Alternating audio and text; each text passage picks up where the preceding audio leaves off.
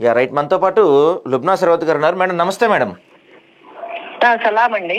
So నిన్న వక్ఫ్ చట్టంలో supreme court కొన్ని కీలక నిబంధనలు పెట్టారు. సో వాటి గురించి మీ ఒపీనియన్ అంటే ఇప్పటికైనా ఏవైతే ప్రాబ్లమ్స్ ఉన్నాయో లేకపోతే ఏవైతే వాటి గురించి వద్దన్నారో ఇప్పుడు మరి ఈ నిబంధనలు కొన్ని స్టే చేయటం వల్ల మీ ఒపీనియన్ ఏంటి? మీరు ఎలా చూస్తున్నారు వీటిని? లేదండి, యాక్చువల్లీ కీ పాయింట్స్ ఏవి అందులో అసలు అడ్రస్ కాలేదంటాను నేనైతే. ఓకే.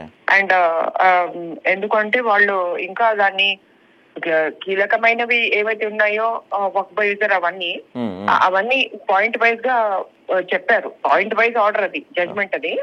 కానీ చాలా ఏదైతే కీలకమైన వీళ్ళు 5 పిటిషనర్స్ గా ఎవరైతే వెళ్ళారో వాళ్ళు అసలు కరెక్ట్, వాళ్ళు ఎంక్రోచెస్ వక్ఫ్ మీద అయినా వాళ్ళు వెళ్ళారు.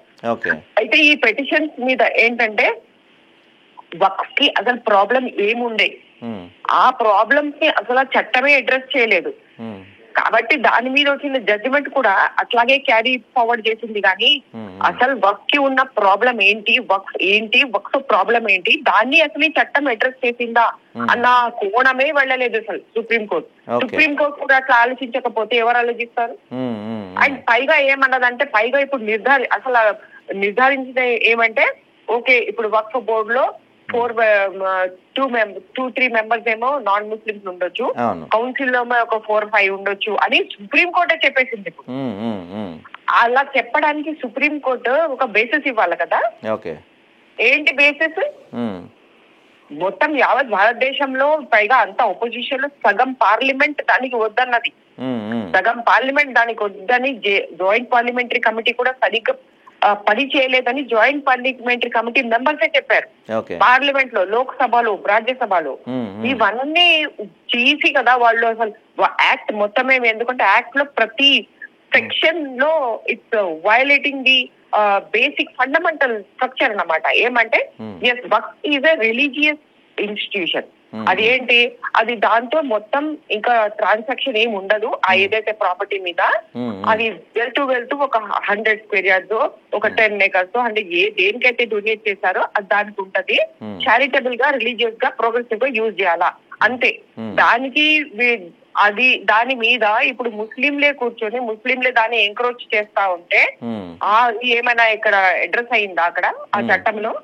కాదు, ఉల్టా రివర్స్ గా నిన్న ఆయన ఏం చేశారు, ఈ ఆంధ్రప్రదేశ్ కేసు ఏదైతే ల్యాండ్ కోయిలిటీ ఉందో అది సైడ్ చేసి నిన్న గవాయ్ గారు, ఆనరబుల్ చీఫ్ జస్టిస్ గారు ఏం చెప్పారు, దట్ ఎట్లా అయితే వక్ఫ్ భూమిని, గవర్నమెంట్ భూమిని వక్ఫ్ ఎంక్రోచ్ చేసింది, అట్లాంటివి ఎన్నో ఉండొచ్చు. కాబట్టి దానికి ఈ వక్ఫ్ బై యూజర్ అన్నది ఎండ్ చేయడమా ఈ రిజిస్ట్రేషన్ గురించి మనం మాట్లాడుతుంది అని అటువైపు నుంచి వచ్చారు, గవర్నమెంట్ వైపు నుంచి వచ్చారు ఆయన. ఏంటి, గవర్నమెంట్ ల్యాండ్స్ ని వక్ఫ్ బోర్డ్ ఎంక్రోచ్ చేసేస్తుందని. మరి అట్లాగే సరే ఓకే, అది ఆ తప్పు జరుగుతుంటే తప్పకుండా అది సరిదిద్దాలి. ఎక్కడైనా ప్రతి భారతీయుడు దానికి ఉండాలా.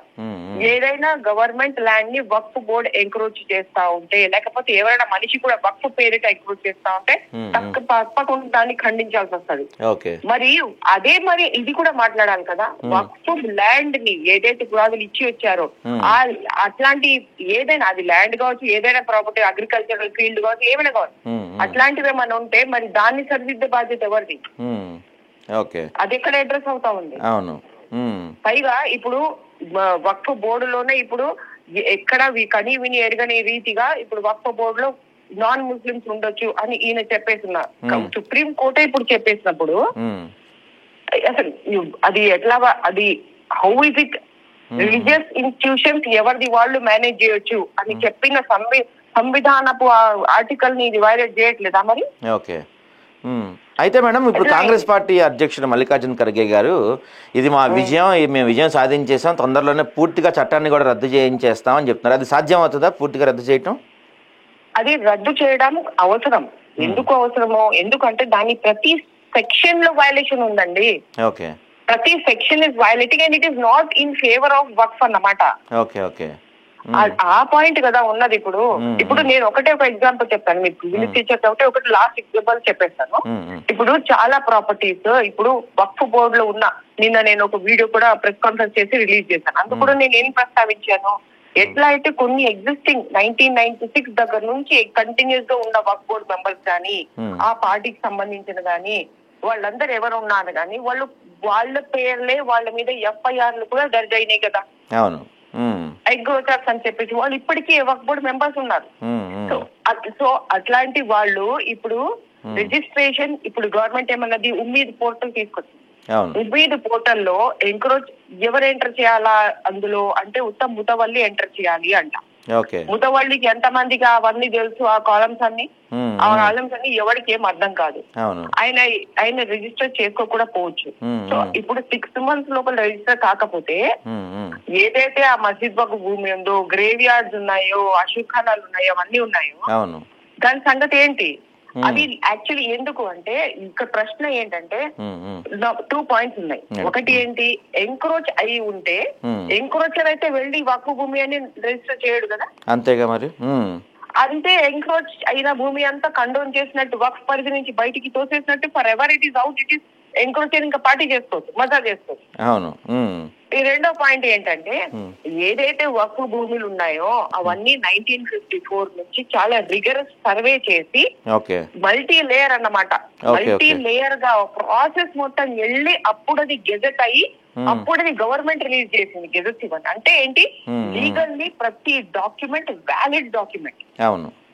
అట్లా లీగల్ గా ఆల్రెడీ లీగల్ ఉన్న ప్రాపర్టీస్ ని మళ్ళీ అవన్నీ నువ్వు ఎంటర్ చేయకపోతే, నేను ఒక దుకాణం ఓపెన్ చేసినా, ఒక పోర్టల్ ఓపెన్ చేసినా, నువ్వు ఎంత లీగల్ గానీ ఎంత అయినా నీ డాక్యుమెంట్స్ సర్వే అయ్యి లీగల్ గా గెజెట్ నోటిఫికేషన్ లో ఉండని. నువ్వు ఇప్పుడు ఈ ప్రాపర్టీలో నా ముతవల్లి ఎంటర్ చేయకపోతే నేనే దాన్ని ఒప్పుకోను అంటే ఏమైనా న్యాయపరంగా ఉందా ఇది? అంటే పిక్చర్ లీగలిటీ అంటే దాన్ని లీగల్ గా టెనబుల్ అయిన డాక్యుమెంట్స్ అన్ని దాని పరిస్థితి ఏంటి? ఇది కదా పాయింట్స్. అటు ప్రాపర్టీ యూజ్ చేయండి రా. ఎందుకంటే చూడండి, ఆసియానా అంటారు, ఆసియానా అంటే షెల్టర్. చూడండి, ముస్లింస్ కి చచ్చిపోయిన తర్వాత గ్రేవ్ యార్డ్ షెల్టర్ అది వక్ఫ్ భూమిలే. తర్వాత ఉన్న పాటికి ఉన్నవి ఏమైనా మస్జిద్ ఉంటే బతికున్నప్పుడేమో మస్జిద్ కి వెళ్తారు. అది కాకుండా ఏవైతే భూములు ఉన్నాయో ఆ భూమి అన్ని వాళ్ళు హౌసింగ్ ఇవ్వండి. వెళ్ళి చూడండి, హైదరాబాద్ ఎంపీ కాన్స్టిట్యున్సీ ఆయన 60 years నుంచి వెళ్తున్నాడు ఆ రాజ్యం. అక్కడ వెళ్ళి చూడండి, ప్రతి ఇంటి మేము లిటరసీ డ్రైవ్ సర్వేలో ఇంటికి వెళ్ళాం అన్నమాట. వెళ్ళినప్పుడు మాకు కనిపించింది ఏంటి, ప్రతి 3rd 4th హౌస్ లో ఒక మెంటల్లీ రిటార్డెడ్ ఉంటారు, టీవీలు ఉంటారు. ఎందుకు ఉంటారు అంటే వాళ్ళంతా క్రింజెడ్ హౌసెస్ లో ఉంటారండి వాళ్ళు. అది యాస్బెస్టస్ హౌసెస్ ఉంటాయి. 3 houses కి ఒక బాత్రూమ్. వినండి, హైదరాబాద్ అర్బన్ సిటీ సంగతి మాట్లాడుతున్నా నేను. 3 ఇండ్లకి ఒక బాత్రూమ్. అక్కడ ఉన్న ఆ ఇండ్లలో ప్రతి ఇండ్లో ఒక 4 5 ఒక తల్లి తండ్రి పిల్ల పాప ఉంటారు. యంగ్ బాయ్స్ గర్ల్స్ పొద్దున లేస్తే బాత్రూమ్ లెట్రిన్. ఎట్లా అండి ఇవన్నీ? ఎక్కడి మాట్లాడుతున్నా నేను, ఏదో బీసీ సంగతి కాదు, 2025 హైదరాబాద్ సంగతి మాట్లాడుతున్నాను. సో ఇవన్నీ ఏంటి, దీనికి ఎగ్జాంపుల్ కూడా ఒకటి ఉంది, కేస్ స్టడీ ఉంది. లిటరసీ డ్రైవ్స్ లో ఒక లేడీ దగ్గరికి నేను వెళ్ళినప్పుడు ఆమె నేను అడిగిన, మరి నీ ఫ్యామిలీ చాలా కష్టంగా ఉంది కదా, మరి ఇల్లు సంగతి ఏంటి, ఎంత కిరాయి అంటే ఆమెది, మేడం నాకు అసలు దీని కిరాయి అసలు మేము ఇవ్వలేదు, నాకు ఎట్లాగో తెలియదు కానీ నాకు చెప్పారు. ఆమె అంటే అక్కడ కూడాలి, ఆమె వాళ్ళ పిల్లల లిటరసీ కోసం వెళ్ళిన, మాకు మా ససురే అంటే ఫాదర్ లా తరఫు నుంచి మేము ఇక్కడ ఉంటున్నాము, ఇది అంట మేడం వక్ఫ్ తరఫు నుంచి ఏదో మాకు 2 rooms అప్పుడు ఎవరితో కట్టించారంట, అందుకని మేము ఇందులో ఉంటున్నామంట. అది ఎంత పెద్ద ఎగ్జాంపుల్ అండి. ఈ రోజు ఆమె రెంట్ కట్టకుండా ఒక పేద కుటుంబము 2 rooms ఏదో పెట్టుకొని అక్కడ ఉంటున్నారు వాళ్ళు. మరి ఇంత ఇట్లా సేవ ఇట్లా చేయడానికి కోసమే కదా ఆ భూములన్నీ పనికి రావాల్సింది. మరి ఆ కమ్యూనిటీ హౌసింగ్, ఆ కమ్యూనిటీ చదువు, ఆ కమ్యూనిటీ రీక్రియేషన్ ఏమీ లేకుండా అవి వాళ్ళు ఎంకరేజ్ చేసేస్తా ఉంటే ఆ ప్రాబ్లమ్ ని మనం ఎక్కడ సాల్వ్ చేస్తున్నామండి ఇందులో? అంతే కదా. లీగల్ గా టెనబుల్ అయిన డాక్యుమెంట్స్ అన్నింటిని పక్కన పెట్టి నువ్వు మళ్ళీ ఏదో డీడ్ పెట్టాలా, డీడ్ లేకపోతే అది ఒప్పుకోను అంటే అప్పుడు రిగరస్ సర్వే చేసి కదా ఆ డాక్యుమెంట్స్ అన్ని చేసింది వాళ్ళు. మరి ఆ రిగరస్ సర్వే ఇంత 60-78 years డెమోక్రసీలో 78 years అంటే 54 చట్టం అనుకున్నా, 54 years నుంచి ఒక 70 years దగ్గర నడిచిన డాక్యుమెంట్స్ ని, ఆ గెజెట్స్ ని, వాటిని ఈయన ఇప్పుడు కాదంటున్నట్టు కదా. 2013 కూడా ఒకసారి అమెండ్మెంట్ అయింది అనుకుంటా మేడం దీనికి. 1954 అయిన తర్వాత 1995 లో మళ్ళీ చట్టం వచ్చింది, 2013 లో దాని అమెండ్మెంట్ అయింది. Okay okay. ఇప్పుడేమో వీళ్ళు 2025 అమెండ్మెంట్ అని తీసుకొచ్చారు. కాబట్టి ఏమైందంటే ఇప్పుడు ఆ 5 మంది పెటిషన్స్ ఎవరైతే కీ పెటిషన్ 100కి పైగా పెటిషన్స్ పడినాయి కదా. అవునవును. వాళ్ళేమో ఒక 5 పెటిషన్స్ లీడ్ పెటిషన్స్ అని తీసుకున్నారు. ఓకే. అందులో లీడ్ పెటిషన్ లో ఒక మెంబరే హైదరాబాద్ ఎంపీ కదా, అంటే హైదరాబాద్ ఎంపీ కదా, వక్ఫ్ బోర్డ్ మెంబర్ ఎప్పుడు 50-60 years నుంచి ఆయనే వెళ్తున్నాడు కదా. అవును అవునవును. చెప్పండి ఇప్పుడు ఏం ఆ పార్టీ వెళ్తుంది, ఆయనే వెళ్తున్నాడు. అవును. మరి చెప్పండి ఇప్పుడు వక్ఫ్ బోర్డు హైదరాబాద్ సంగతే, ఆయన జస్టిస్ గారేమో ఏపీ సంగతే అక్కడ ఎత్తుతున్నారు. అప్పుడు మొత్తం ఈయనే కదా మెంబర్, ఈయన పార్టీయే కదా, ఎమ్మెల్యే కోటాలో వీళ్ళ పార్టీయే, ఎంపీ కోటాలో ఆయనే. అవును. మరి ఈయన ఈ ఎంక్రోచ్ చేసి మీద ఎఫ్ఐఆర్ దర్జు చేసిన ఆయన ఏమో ఆయనతో పాటు ఎప్పుడు. అవును exactly. So this is very bad అండి. 2017 లో కూడా 2018 లో కూడా సెంట్రల్ వర్క్ కౌన్సిల్ అంటే సెంటర్ నుంచి న్యూఢిల్లీ నుంచి వచ్చి వాళ్ళు కూడా చెప్పారు కదా, ఈ బోర్డు ఏంటి అసలు, ఈ ఫంక్షన్ డిజాల్వ్ చేసి పడేసింది అని చెప్పారు. 2004 లో కూడా ఒకసారి బోర్డు డిజాల్వ్ అయింది, సూపర్ సీడ్ అయింది. ఇది కూడా ఏంటి, మొన్న రికమెండేషన్స్ ఏమో డిజాల్వ్ చేయమని రికమెండేషన్స్. అంటే ఈ దరిద్రం ఏదైతే పట్టుకుని ఉందో సరిగ్గా ఎంటైటిల్డ్ బెనిఫిషియరీస్ కి అంటే అర్హులకి చేరకపోవడంలో ఇప్పుడు ఈ అమెండ్మెంట్ ఏం తీసుకొచ్చింది చెప్పండి నాకు. అంతే, ఎన్ని అమెండ్మెంట్స్ వచ్చినా అర్హులకి మాత్రం ఇంకా అందరం దూరంలో ఉండిపోయింది.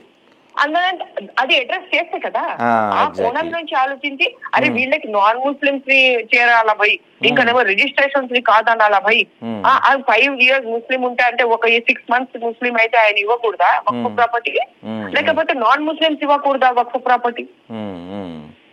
ఏంటి నిబంధనలు ఏంటి? మన ఫ్రీ ఇండియాలో ఈ నిబంధనలు ఏంటి? మనం ఎట్లాంటి హైదరాబాద్ మనము ఇక్కడ ఉన్న నిజాము ఇష్టం వచ్చినట్టుగా మంచిగా ఒక కైండ్ అంటే పెద్ద హృదయంతో టెంపుల్కి చూడకుండా డొనేట్ చేసిండండి ఆయన. ఆయన ఎప్పుడు రిలీజన్ మతం ఆలోచించలేకుండా బెనారస్ యూనివర్సిటీకి దగ్గర నుంచి టెంపుల్స్ కి ఎన్ని టెంపుల్స్ దగ్గర ఉన్నాయండి. ఆ ముఘల్ జమానా అనుకోండి, ఇప్పుడు ఈ మన ముఘల్ దాకా మన నిజామే చేసుకున్నాం.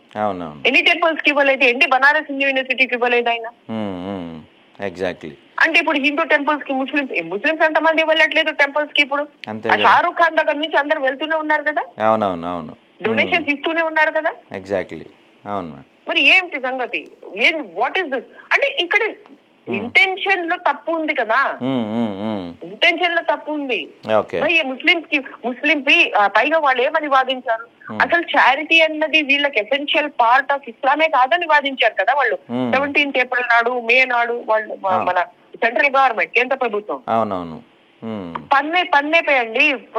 ఖురాన్ లో ప్రతి చోట రాసింది, నీకు ఎంతైతే భగవంతుడు ప్రసాదించిండో నువ్వు అందులో నుంచి నువ్వు ఇవ్వు అని ఇంత క్లియర్ గా ఖురాన్ లో పన్నేపై ఉందండి. అంత ఎసెన్షియల్ పార్ట్, మాకు essential part of Islam is charity.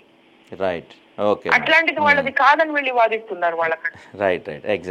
ఇట్లా జరిగినది ఉంది వక్ఫ్ చట్టం. కాబట్టి ఇట్ ఈస్ వాళ్ళు ఏంటంటే ఒక కొరడ వేశారు, అది దాన్ని సుప్రీం కోర్టు ఏ మాత్రం న్యాయం చేయలేదు. సఫర్ అయ్యేది ఎవరు?